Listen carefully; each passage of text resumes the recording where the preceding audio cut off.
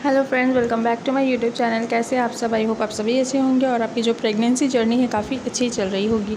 आज की इस वीडियो में आप लोगों के साथ शेयर करूंगी बेबी बॉय के 3 ऐसे लक्षण जो कि बड़े बुजुर्ग महिलाएं होती है, जो ओल्ड एज होती है, जो आज भी जो गांव वगैरह में रहती है ना उनका ये मानना होता है अगर आपके बॉडी में और आपके फेस में काफ़ी सारे देखिए हार्मोनल चेंजेस होते हैं प्रेगनेंसी के दौरान, काफ़ी सारे आपके बॉडी में चेंजेस आते हैं, आपके चाल ढाल में भी चेंजेस आते हैं, आपका चलने का तरीका भी चेंज हो जाता है, आपके फेस भी चेंज हो जाता है। तो इससे काफ़ी हद तक जो है ओल्ड वाइफ जो है अंदाज़ा लगाती है कि आपने गर्ल को कंसीव किया है या फिर आपने बॉय को कंसीव किया है। तो यहाँ पे जो मेरा पर्सनल एक्सपीरियंस रहा है वो मैं आप लोगों के साथ शेयर करूँगी, और मेरे कुछ सब्सक्राइबर हैं उन्हें रिसेंटली में बेबी बॉय हुआ है, उनके क्या क्या लक्षण थे वो भी आप लोगों के साथ शेयर करूँगी। तो चलिए वीडियो स्टार्ट करती हूँ। और देखिए, वीडियो बनाने का मतलब ये नहीं है कि मैं जेंडर को लेकर भेदभाव कर रही हूँ। जब आप 9 मंथ प्रेग्नेंट रहते हो तो काफ़ी सारी चीज़ें आपके दिमाग में चलती है। हमारा जो आने वाला संतान होगा वो कैसा दिखता होगा, उसका हम नाम क्या रखेंगे। ठीक उसी तरह से आपको ये चिंता भी आ जाती है मन में कहीं ना कहीं कि मेरे पेट में जो है बेबी बॉय है या फिर बेबी गर्ल है, मैं किसके लिए शॉपिंग करूँ। ये नॉर्मल सी बात है। हर कोई तो डिस्क्रिमिनेशन के लिए नहीं देखते हैं, और आज के ज़माने में मुझे नहीं लगता कोई भी भेदभाव करता है, क्योंकि लड़का और लड़की हमारे सोसाइटी के लिए दोनों ही एक बराबर है। और मैं आपको ना इस वीडियो के थ्रू डिस्क्रिमिनेशन करना बिल्कुल भी नहीं सिखा रही हूँ, और मेरा चैनल इसे नहीं मानता है।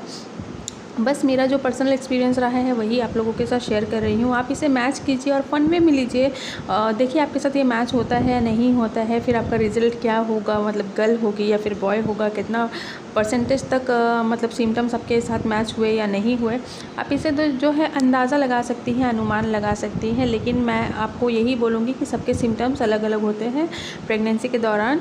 किसी में ये सटीक बैठते हैं, किसी में सटीक नहीं बैठते हैं। तो आप इसे फ़न वे के लिए ले सकते हैं, लेकिन किसी भी सिम्टम्स को, दूसरे का लक्षण आप देख लिया है तो आप ये नहीं समझना कि मैंने इसका देख लिया तो मुझे गर्ल ही होगी या फिर मुझे बॉय ही होगा। ये आपको डिलीवरी के बाद ही पता चलेगा, लेकिन आप इसे फ़न वे में और मैच करने के लिए कर सकते हो। तो चलिए वीडियो स्टार्ट करते हैं। तो देखिए, सबसे पहला लक्षण जो ये है ना ओल्ड एज का, ये मानना होता है अगर आपके पेट का आकार जो है वो अंडा आकार का होता है, नीचे की तरफ झुका हुआ होता है, नीचे की तरफ लटका हुआ होता है, इससे काफ़ी हद तक जो है आप अंदाज़ा लगा सकते हैं कि आपने बेबी बॉय को कंसीव किया है। और वहीं पे अगर आपने बेबी गर्ल को कंसीव किया है तो आपका जो पेट का आकार होता है वो बहुत ही मतलब गोल जैसा आपको दिखता है, फुटबॉल जैसा दिखता है, और ऊपर से उठा हुआ रहता है। और बेबी बॉय के टाइम पे आपका पेट जो है नीचे की तरफ लटका हुआ रहता है, मतलब आपका चेस्ट बहुत छोड़ के नीचे की तरफ आ जाता है। तो इससे आप काफ़ी हद तक जो है अंदाज़ा लगा सकते हैं कि आपने बेबी बॉय को कंसीव किया है। देखिए, मैंने आपको बोला आप अंदाज़ा लगा सकते हैं, श्योरिटी आपको कोई भी नहीं दे सकता, क्योंकि इसमें आपको गर्ल भी हो सकती है या फिर आपको बॉय भी हो सकता है। लेकिन जितना मैंने ऑब्ज़र्व किया है और मेरा जो पर्सनल एक्सपीरियंस है वही आपको बता रही हूँ। और अगर आप गूगल में, यूट्यूब में भी अगर आप सर्च करते हो ना, गूगल में ऑलरेडी दिया हुआ है ये सारी चीज़ें, तो अगर आप उसमें देखोगे ना तो आपको ये चीज़ मिल जाएगा। लेकिन आप एक्सपीरियंस नहीं करोगे तो आपको कैसे समझ में आएगा। तो मैंने ये एक्सपीरियंस किया है, और ये लक्षण जो है मेरे साथ जो है सटीक बैठे थे। वहीं पे किसी किसी के साथ मतलब सटीक बैठते हैं, किसी के साथ सटीक नहीं बैठते हैं। ठीक है। तो दूसरा लक्षण मैं आपको ये बताती हूँ।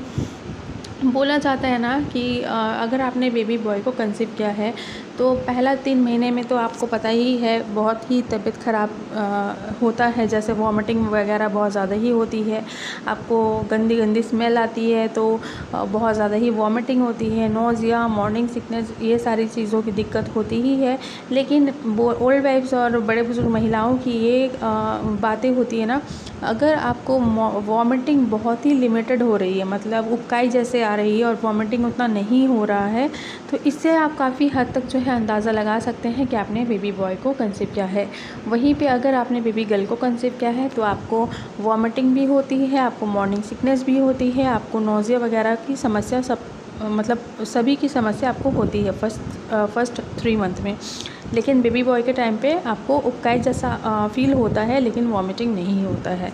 तो ये लक्षण काफ़ी हद तक मेरे टाइम पे जो था ना, मैं ये नहीं बोलूँगी मुझे वॉमिटिंग बिल्कुल भी नहीं हुई थी, लेकिन मेरे जो बेबी गर्ल है ना उसके हिसाब से बेबी बॉय के टाइम पे बहुत ही कम हुई थी। तो ये लक्षण जो है मेरे साथ जो है मैच हुए थे, और ये लक्षण कुछ मेरे सब्सक्राइबर के साथ मैच हुए थे, वहीं पे कुछ सब्सक्राइबर को मैच नहीं हुए थे, फिर भी उन्हें बेबी बॉय हुआ है। तो मैं यही आपको बोल रही हूँ, सबके साथ ये मैच हो ऐसा ज़रूरी नहीं है क्योंकि इसे देखिए विज्ञान इसे नहीं मानता है, साइंस इसे नहीं मानता है, आपको भी नहीं मानना चाहिए। और अंधविश्वास तो आपको बिल्कुल भी किसी भी बातों में आपको भरोसा नहीं करना चाहिए। लेकिन आप अगर ये चैनल में अगर सर्च करके आए हैं तो एंटरटेनमेंट के लिए ज़रूर आए होंगे, फ़न वे के लिए ज़रूर आए होंगे, तो उस हिसाब से वीडियो को लीजिए। वीडियो को कोई भी गलत नज़रिए से प्लीज़ ना देखें।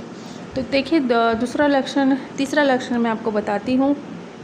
बोला जाता है अगर आपको लेफ़्ट साइड सोने में ज़्यादा कंफर्टेबल फ़ील होता है, जैसे लेफ़्ट साइड आप सो रहे हो ना, आपको मतलब प्रेगनेंसी के पहले आपका वो पोजीशन नहीं है, लेकिन जैसे आप प्रेगनेंसी कंसीव करते हो आपको लेफ़्ट साइड में ज़्यादा सोने का मन होता है। इससे भी आप काफ़ी हद तक जो है अंदाज़ा लगा सकते हैं कि आपने बेबी बॉय को कंसीव किया है, क्योंकि ये बड़े बुज़ुर्ग महिलाओं की बातें हैं और बहुत लोगों ने इसे ऑब्ज़र्व किया है, तो उस हिसाब से आपको बता रही हूँ। लेकिन सोने का सही तरीका भी यही होता है लेफ़्ट साइड।